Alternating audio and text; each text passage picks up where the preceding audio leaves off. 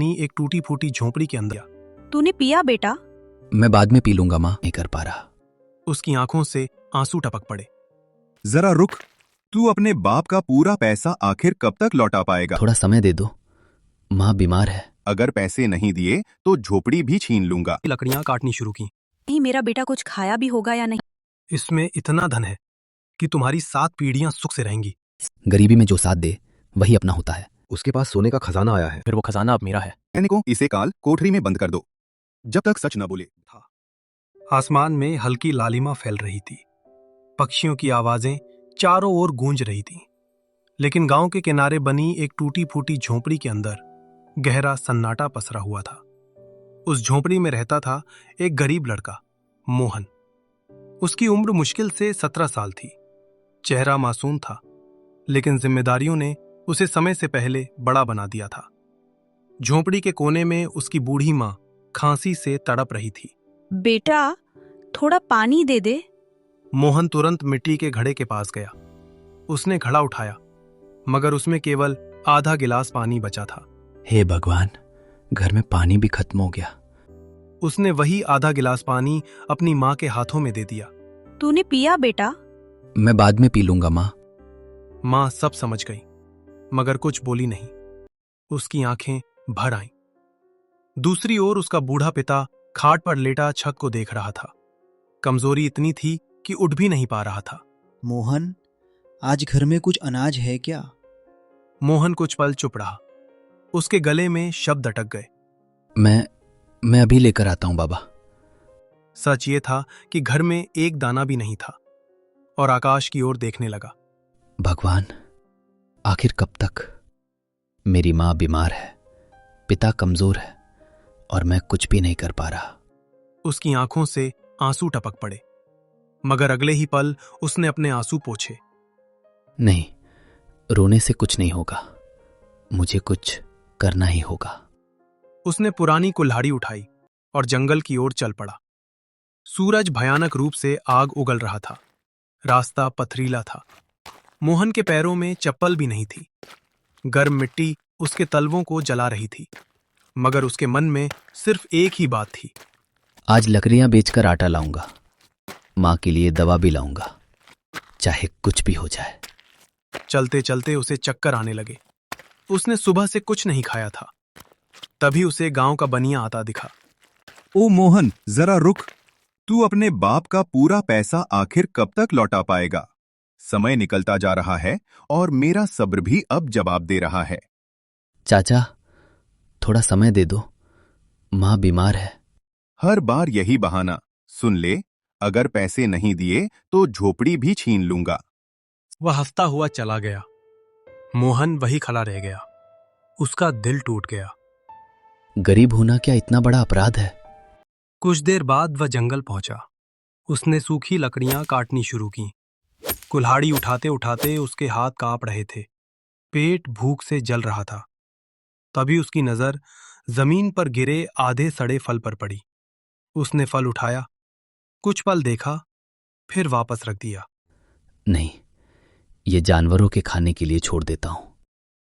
खुद भूखा होते हुए भी उसने किसी और का हिस्सा नहीं छीना। उधर झोपड़ी में माँ बार बार दरवाजे की ओर देख रही। पता नहीं मेरा बेटा कुछ खाया भी होगा या नहीं। हमने उसे बचपन से दुख ही दिया। नहीं जी, हमारा बेटा बहुत बड़ा इंसान बनेगा, देख लेना। उसका दिल बहुत साफ है। भगवान देर करता है, अंधेर नहीं। शाम होने लगी। मोहन लकड़ियों का गट्ठर लेकर बाजार पहुंचा।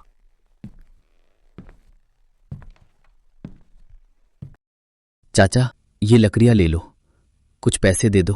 गीली लकड़ियां हैं, 2 पैसे भी नहीं दूंगा। चाचा, सुबह से मेहनत की है, माँ बीमार है, थोड़ा तो दे दो। चल हट, भीख मांगने आया है क्या? उसने लकड़ियों का गट्ठर सड़क पर फेंक दिया। लोग हंसने लगे। देखो गरीब मोहन को। जब वह घर पहुंचा तो झोपड़ी में अंधेरा था। चूल्हा ठंडा पड़ा था। बेटा, कुछ मिला? मोहन मुस्कुराने की कोशिश करने लगा। आज बाजार बंद था, कल जरूर मिलेगा। माँ समझ गई कि बेटा झूठ बोल रहा है, ताकि उन्हें दुख ना हो। बेटा, तू बैठ, मैं कुछ कहूँ? जी बाबा। इंसान की असली ताकत धन नहीं, उसका धैर्य होता है। तू मत टूटना। ये सुनकर मोहन पिता के पैरों में बैठ गया। बाबा, मैं आप दोनों को खुश नहीं रख पा रहा। पगले, तू ही तो हमारी खुशी है। तीनों एक दूसरे से लिपटकर रो पड़े। आधी रात बीत चुकी थी। बाहर तेज हवा चल रही थी। मोहन जाग रहा था। भूख से नींद नहीं आ रही थी। तभी ठक ठक ठक, झोपड़ी के दरवाजे पर किसी ने दस्तक दी। इतनी रात को कौन हो सकता है? मोहन, देख कर आ बेटा। मोहन धीरे धीरे दरवाजे की ओर बढ़ा। उसका दिल जोर जोर से धड़क रहा था। उसने जैसे ही दरवाजा खोला, एक बूढ़ा आदमी खड़ा था। उसके कपड़े फटे हुए थे, आंखें चमक रही थीं और हाथ में एक पुरानी लाठी थी। मोहन कुछ पल उसे देखता रह गया। झोपड़ी के दरवाजे पर खड़ा वो बूढ़ा आदमी कांप रहा था। उसके कपड़े बारिश से भीगे हुए थे। ठंडी हवा उसके शरीर को हिला रही थी। बेटा, अगर आज रात मुझे आसरा ना मिला तो शायद सुबह तक जिंदा ना बचूं। मोहन ने बूढ़े की आंखों में देखा। वहां दर्द था, बेबसी थी और जैसे कोई गहरा रहस्य छिपा था। बाबा, हमारा घर बहुत छोटा है। हम खुद गरीब हैं, लेकिन जो हमारा है वो आपका भी है। बाबा, अंदर आइए। ये सुनकर बूढ़े के चेहरे पर हल्की मुस्कान आ गई। भगवान तेरा भला करे बेटा। बूढ़ा अंदर आया। झोपड़ी में अंधेरा था। टूटी दीवारों से हवा अंदर आ रही थी। बेटा, ये कौन है? माँ, रास्ते के मुसाफिर हैं, बहुत भूखे हैं, आज हमारे मेहमान हैं। माँ और पिता ने एक दूसरे की ओर देखा। घर में खुद कुछ नहीं था, लेकिन उन्होंने कुछ नहीं कहा। अतिथि भगवान का रूप होता है। बैठिए बाबा। बूढ़ा बैठ गया। बेटा, कुछ खाने को मिल जाए तो बड़ी कृपा होगी। 2 दिन से भूखा हूं। ये सुनते ही झोपड़ी में सन्नाटा छा गया, क्योंकि घर में केवल आधे मुट्ठी चावल बचे थे, जिन्हें मोहन सुबह मां के लिए बचाकर रखना चाहता था। मोहन कुछ पल चुप रहा, फिर वो कोने में गया और वही चावल ले आया। बेटा, ये तो आखिरी अनाज है। माँ, भूखे को खिलाना सबसे बड़ा धर्म है। भगवान कुछ न कुछ रास्ता जरूर निकालेंगे। मां की आंखें भर आईं। मां ने कांपते हाथों से चूल्हा जलाया। थोड़े से चावल उबालकर पतली खिचड़ी बनाई। कटोरा बूढ़े के सामने रखा गया। और तुम लोग? हम बाद में खा लेंगे बाबा, पहले आप खाइए। उसने खिचड़ी का पहला कौर लिया और उसकी आंखों से आंसू निकल पड़े। आज तक बड़े बड़े महलों में खाया, मगर ऐसा स्वाद कभी नहीं मिला। गरीब के घर का खाना दिल से बनता है बाबा। बूढ़े ने खाना खत्म किया, फिर अचानक जोर जोर से खांसने लगा। बेटा, मेरा बदन जल रहा है, बहुत ठंड लग रही है। अगर कंबल मिल जाए तो बढ़िया होता। मोहन घबरा गया। घर में केवल एक ही पुराना कंबल था, जिसे उसके पिता ओढ़ते थे। बेटा, दे दे उन्हें। मैं बिना कंबल सो जाऊंगा। बाबा, आपको ठंड लग जाएगी। कोई बात नहीं, मेहमान पहले। मोहन ने वही कंबल बूढ़े को ओढ़ा दिया। तुम लोग खुद दुख में हो, फिर भी दूसरों का दर्द समझते हो। आधी रात हो चुकी थी। सभी सो गए। तभी झोपड़ी के अंदर हल्की सुनहरी रोशनी फैलने लगी। हवा रुक गई। टूटी दीवारों से चमक निकलने लगी। मोहन की आंख खुली। ये रोशनी कैसी? उसने देखा वो बूढ़ा आदमी खाट से उठ चुका था। अब वो बूढ़ा नहीं लग रहा था। उसके शरीर से तेज प्रकाश निकल रहा था। आप कौन हैं? अगले ही पल बूढ़े के फटे कपड़े गायब हो गए। उसकी जगह दिव्य वस्त्र आ गए। हाथ में चमकती छड़ी थी। मोहन, मैं इस वन का रक्षक हूं। मैं इंसानों की परीक्षा लेता हूं। हाँ, बड़े बड़े धनवानों के घर गया, किसी ने दरवाजा तक नहीं खोला, लेकिन तुमने अपने आखिरी चावल भी दे दिए, अपना कंबल भी दे दिया। मोहन, मांगो क्या चाहते हो? सोना, चांदी, महल? मोहन कुछ पल सोचता रहा, फिर हाथ जोड़कर बोला, प्रभु, मुझे अपने लिए कुछ नहीं चाहिए, बस मेरी माँ ठीक हो जाए, पिता को ताकत मिल जाए और कोई गरीब भूखा न सोए। ये सुनकर दिव्य पुरुष मुस्कुराए। यही कारण है कि तुम योग्य हो। उन्होंने अपनी छड़ी जमीन पर मारी। झोपड़ी की मिट्टी फट गई। वहां से एक चमकता हुआ संदूक बाहर आया। ये क्या है? इसमें इतना धन है कि तुम्हारी 7 पीढ़ियां सुख से रहेंगी। सच? लेकिन याद रखना, धन का घमंड किया तो सब छिन जाएगा। गरीबों की सेवा की तो भाग्य और चमकेगा। मैं वचन देता हूं प्रभु। दिव्य पुरुष ने अपनी हथेली मां के सिर पर रखी। रंग बिरंगी रोशनी फैली। अगले ही पल मां की खांसी रुक गई। चेहरा खिल उठा। अरे, मेरे शरीर का दर्द चला गया। फिर उन्होंने पिता के कंधे पर हाथ रखा। बूढ़ा पिता सीधा खड़ा हो गया। शरीर में नई ताकत आ गई। मैं चल पा रहा हूं। तीनों खुशी से रो पड़े। मोहन, याद रखना, असली राजा वो नहीं जो सिंहासन पर बैठे। असली राजा वो है जो लोगों के दिलों पर राज करे। ये कहकर वो धीरे धीरे प्रकाश में बदलने लगे। प्रभु, फिर कब मिलेंगे? जब तुम्हें मेरी सबसे ज्यादा जरूरत होगी। अगले ही पल वो गायब हो गए। सुबह हुई। झोपड़ी में पहली बार हंसी की आवाज गूंजी।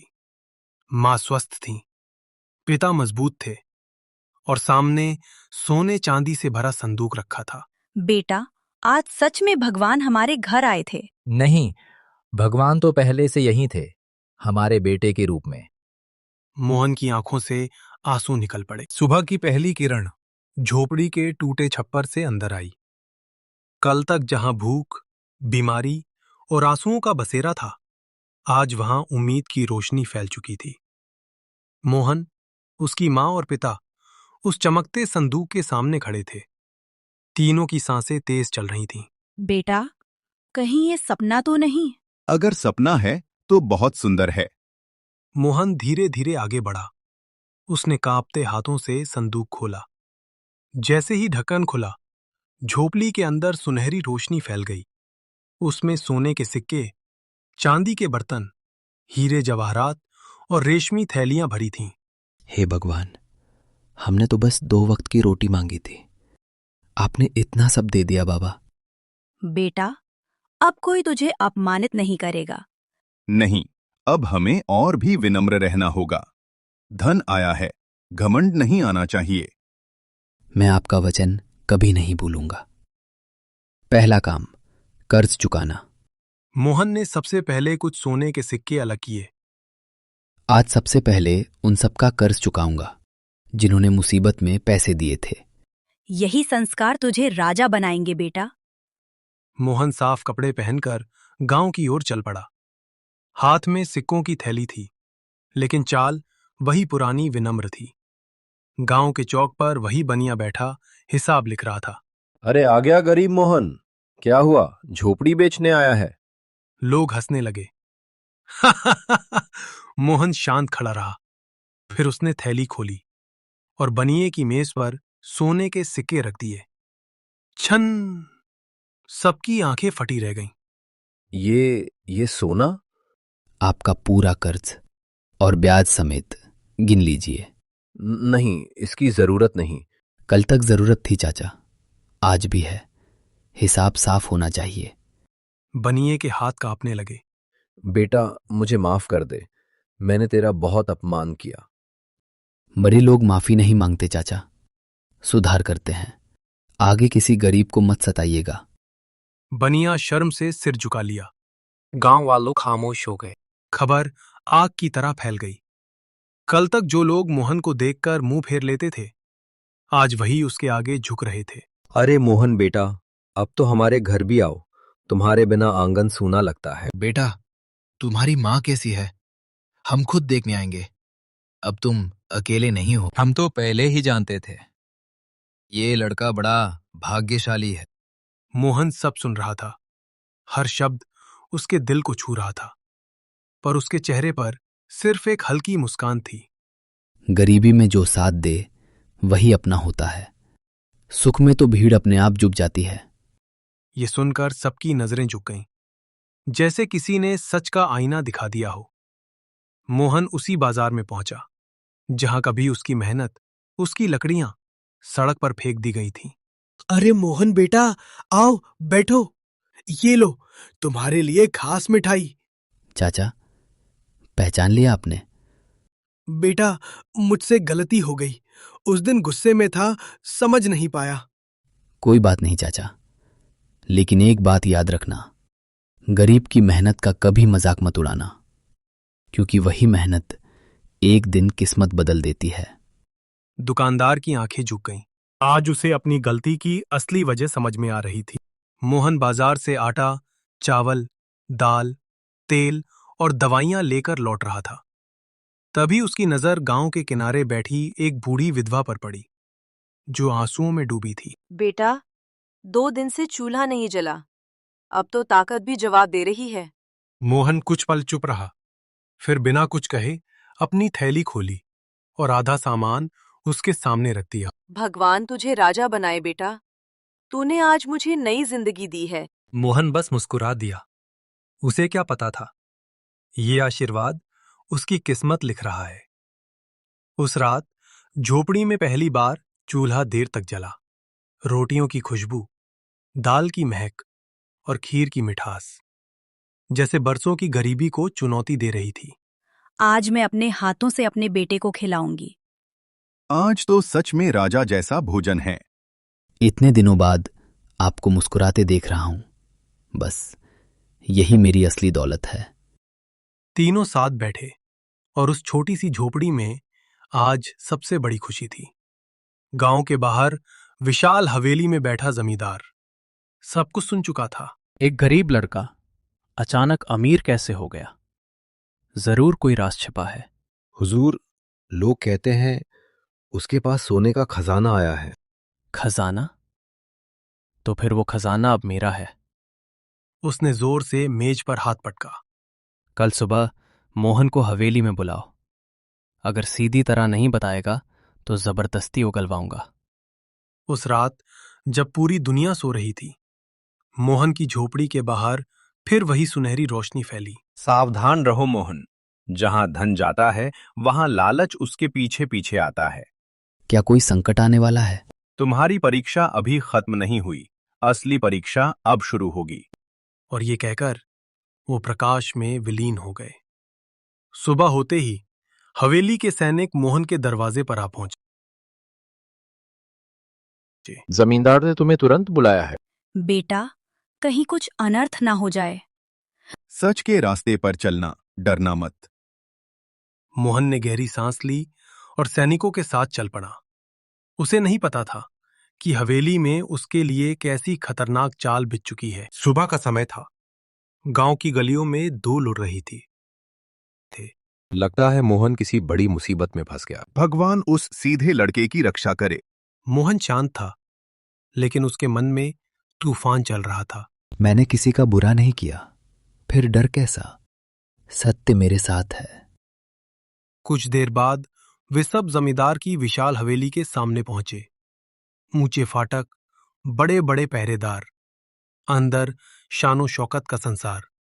मोहन ने पहली बार इतनी बड़ी हवेली देखी थी। मोहन अंदर गया। सामने सिंहासन जैसी कुर्सी पर जमींदार बैठा था, हाथ में हुक्का, चेहरे पर घमंड। आओ मोहन, बहुत नाम सुन रहे हैं तुम्हारा आजकल। प्रणाम जमींदार जी। प्रणाम बाद में करना, पहले ये बताओ अचानक इतना धन कहां से आया? मोहन चुप रहा। उसे दिव्य पुरुष की बात याद आई। लालच पीछे पीछे आता है। मेहनत और भगवान की कृपा से। हमसे चालाकी, सच सच बता वरना अच्छा नहीं होगा। मैंने कोई चोरी नहीं की, किसी का हक नहीं छीना, बस इतना जान लीजिए। जमींदार गुस्से में खड़ा हो गया। उसने मेज पर मुक्का मारा। सुनो लड़के, इस गांव की हर चीज पर मेरा अधिकार है। खेत, पानी, रास्ता और खजाना भी। अगर तुम्हें कोई खजाना मिला है तो वह मेरा है। लेकिन जमींदार जी, वो मेरे परिवार के लिए भगवान का सहारा है। भगवान? यहां भगवान नहीं, मेरा हुक्म चलता है। मोहन की आंखों में पहली बार क्रोध चमका।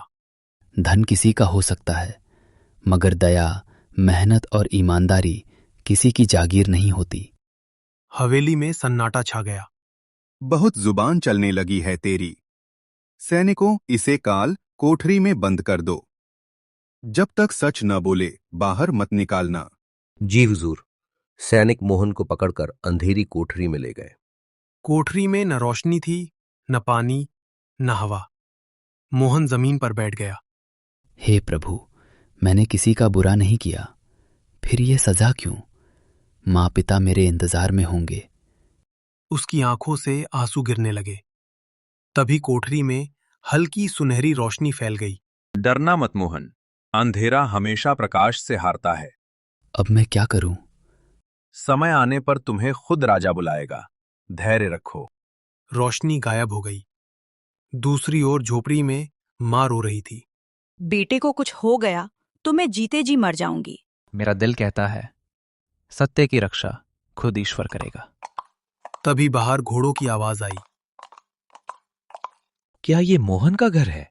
हाँ जी है। महाराज ने मोहन को तुरंत राज दरबार में बुलाया है। लेकिन उसे तो जमींदार पकड़ कर ले गया है। सैनिक चौंक गए।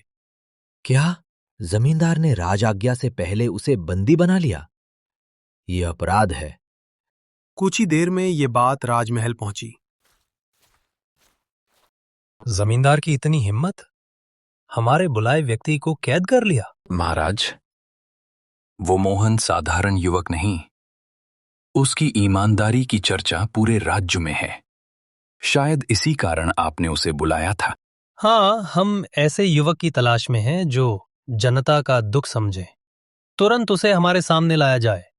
शाम होते होते राजसैनिक जमींदार की हवेली पहुंच गए। महाराज का आदेश है, तुरंत मोहन को रिहा करो। महाराज? उसके हाथ से हुक्का गिर पड़ा। और तुम्हें भी दरबार में हाजिर होना होगा। जमींदार कांप उठा। कोठरी का दरवाजा खुला। बाहर आओ मोहन, महाराज ने बुलाया है। महाराज ने? वो बाहर निकला। चेहरा थका हुआ था, मगर आंखों में चमक थी। बेटा, जो हुआ भूल जाओ। अन्याय भूल सकता हूं, लेकिन उससे सीख जरूर लूंगा। रात ढल रही थी। मोहन पहली बार राजमहल की ओर जा रहा था। रास्ते भर उसके मन में सवाल थे। राजा ने मुझे क्यों बुलाया? क्या कोई नई मुसीबत आने वाली है? तभी आसमान में बिजली चमकी, जैसे किस्मत कोई नया पन्ना खोलने वाली हो। कुछ देर बाद विशाल राजमहल सामने था। ऊंचे स्तंभ, चमकते दीपक, पहरेदारों की कतार। मोहन ने गहरी सांस ली। चलो, महाराज तुम्हारा इंतजार कर रहे हैं। विशाल दरबार का द्वार धीरे धीरे खुला। अंदर चमकते दीपक, ऊंचे स्तंभ, सोने की नक्काशी और चारों ओर सैनिकों की कतार थी। बीचों बीच सिंहासन पर राज्य के महाराज बैठे थे। चेहरा तेजस्वी, आंखें गंभीर, लेकिन उनमें करुणा भी थी। क्या तुम ही मोहन हो? जी महाराज, मैं ही मोहन हूं महाराज। मोहन ने झुककर प्रणाम किया। हमने तुम्हारे बारे में बहुत सुना है। कहते हैं धन आने के बाद भी तुमने घमंड नहीं किया, गरीबों की सहायता की। महाराज, मैंने केवल अपना कर्तव्य निभाया है। राजा की आंखों में संतोष चमका। तभी पीछे कांपता हुआ जमींदार खड़ा था। महाराज, मुझसे भूल हो गई। बिना आदेश किसी निर्दोष को कैद करना भूल नहीं, अपराध है। पूरा दरबार सहम गया। तुम्हारे पद और आधी जमीन जब्त की जाती है। दया महाराज, दया, मुझ पर कृपा कीजिए महाराज। तूने जनता पर जरा भी दया नहीं दिखाई और अब मुझसे न्याय की उम्मीद रखता है। अन्याय करने वाला कभी न्याय का हकदार नहीं होता। इसलिए मैं तुझे तेरे कर्मों की सजा सुनाता हूं, और ये सजा तुझे हर हाल में भुगतनी पड़ेगी। सैनिक उसे बाहर ले गए। मोहन, धन मिलना बड़ी बात नहीं, धन संभालना बड़ी बात है। बताओ, अगर तुम्हें शक्ति मिले तो क्या करोगे? पहले भूख मिटाऊंगा, फिर डर मिटाऊंगा, फिर अन्याय मिटाऊंगा। दरबार में हलचल मच गई। वाह, कितना सीधा उत्तर है। ये लड़का खतरनाक है। अगर राजा के करीब आया तो मेरा महत्व खत्म हो जाएगा। मोहन, हम चाहते हैं कि कुछ समय तुम राजमहल में रहो। हमें ऐसे युवक की आवश्यकता है जो जनता का दुख समझता हो।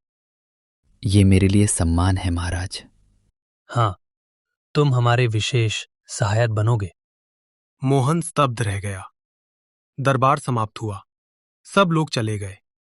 मंत्री अकेला खड़ा दांत पीस रहा था। राजा का प्रस्ताव, एक गरीब लड़का और सीधे राजा का विश्वास? नहीं, इसे मैं बर्बाद कर दूंगा। तभी उसका चमचा सेवक आया। हुजूर, आदेश। आज रात राज खजाने का एक बहुमूल्य हार गायब होगा और सुबह वो मोहन के कमरे से मिलेगा।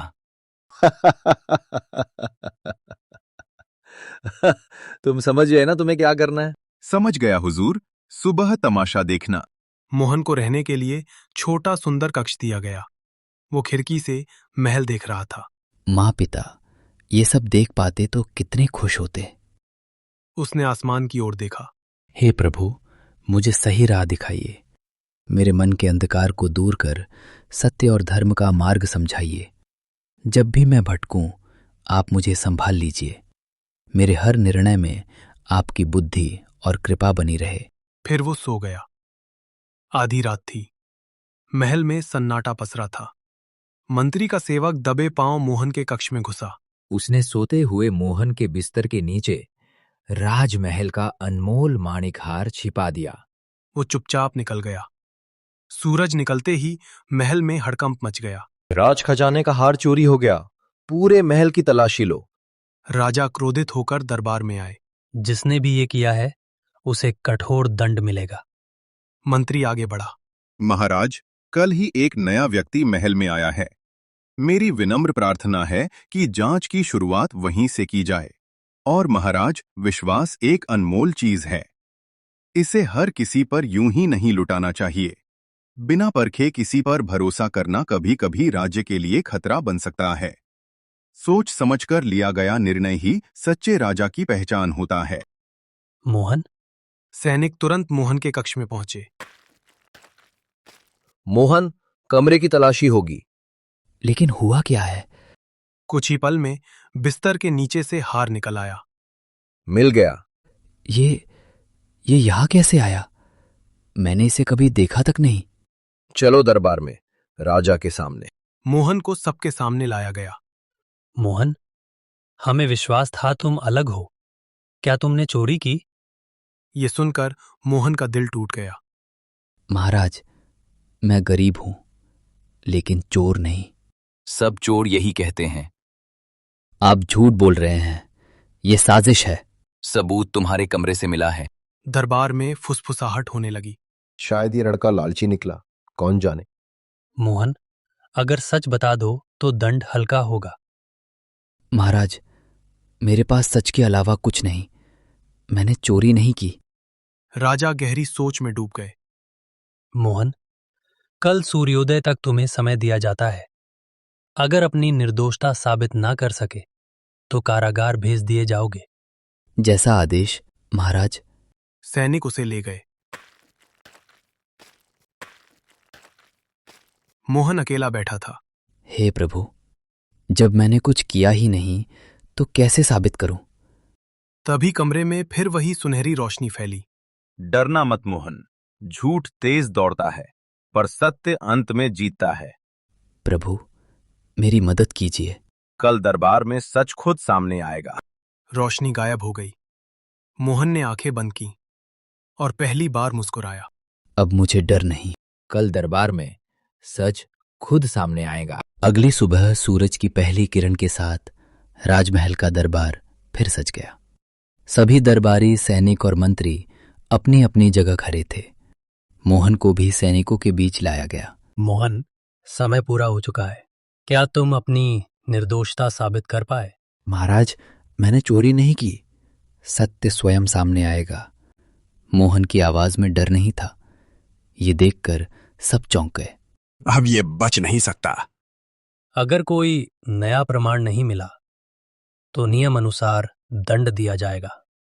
तभी अचानक दरबार के बाहर जोर की आवाज आई। महाराज, एक सेवक भागने की कोशिश कर रहा था। 2 सैनिक मंत्री के खास सेवक को पकड़कर अंदर लाए। उसका चेहरा पीला पड़ चुका था। महाराज, ये महल के पिछले द्वार से भाग रहा था। इसके पास सोने के सिक्कों की थैली मिली है। किसने दिए ये सिक्के? बोलो। मुझे छोड़ दीजिए महाराज। सच बोलो। सेवक कांपने लगा। उसने मंत्री की ओर देखा। नहीं महाराज, ये झूठ बोल रहा है। सैनिकों, इसे निर्भय होकर बोलने दो। महाराज, हार मोहन ने नहीं चुराया। मैंने ही रात को उसके कमरे में छिपाया था। पूरे दरबार में सनसनी फैल गई। क्या? ये तो साजिश थी। किसके आदेश से? मंत्री जी के आदेश से। उन्होंने कहा था मोहन को बदनाम करना है। ये सुनते ही मंत्री के पैरों तले जमीन खिसक गई। नहीं महाराज, ये झूठ बोल रहा है। सत्य छिप नहीं सकता मंत्री जी। महाराज, सेवक की थैली पर मंत्री के निजी चिन्ह भी बने हैं। विश्वासघाती मंत्री, तुमने राज्य, न्याय और हमारे भरोसे से विश्वासघात किया है। दया महाराज, मुझसे भूल हो गई। ये भूल नहीं, अपराध है। मंत्री को तुरंत पद से हटाया जाए और कारागार में डाल दिया जाए। सैनिक मंत्री को ले गए। पूरा दरबार न्याय की जयकार करने लगा।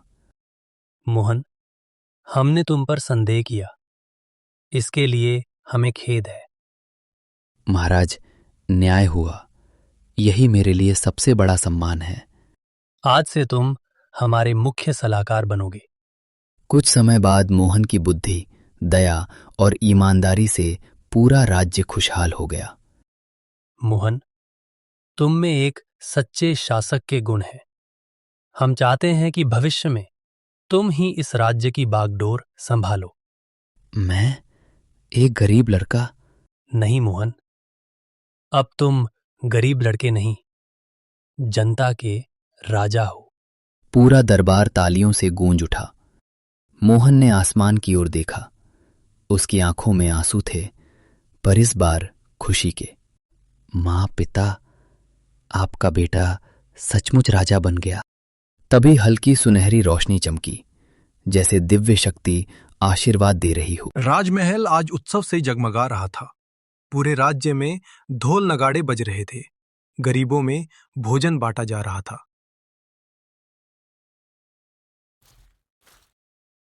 मोहन अब राज सिंहासन पर बैठ चुका था, लेकिन उसके चेहरे पर घमंड नहीं, विनम्रता थी। ये सिंहासन मेरा नहीं, जनता का है। तभी सीमा से एक सैनिक दौड़ता हुआ आया। महाराज, पड़ोसी राज्य का राजा हमारी सीमा पर सेना लेकर खड़ा है। युद्ध होगा। पहले कारण जानो, बिना वजह तलवार नहीं उठेगी। एक दूत दरबार में आया। हमारे राजा का आदेश है, अपना आधा राज्य सौंप दो, वरना युद्ध के लिए तैयार रहो। महाराज, तुरंत सेना भेजिए। सोच समझकर निर्णय लेना होगा। हम पहले शांति का मार्ग चुनेंगे। मैं स्वयं सीमा पर जाऊंगा। आप स्वयं? जो राजा जनता को युद्ध में भेजे, उसे पहले स्वयं आगे चलना चाहिए। मोहन घोड़े पर सवार होकर सीमा पर पहुंचे। सामने विशाल सेना खड़ी थी। राजा मोहन की जय। तो तुम वही गरीब लड़के हो जो राजा बन गया?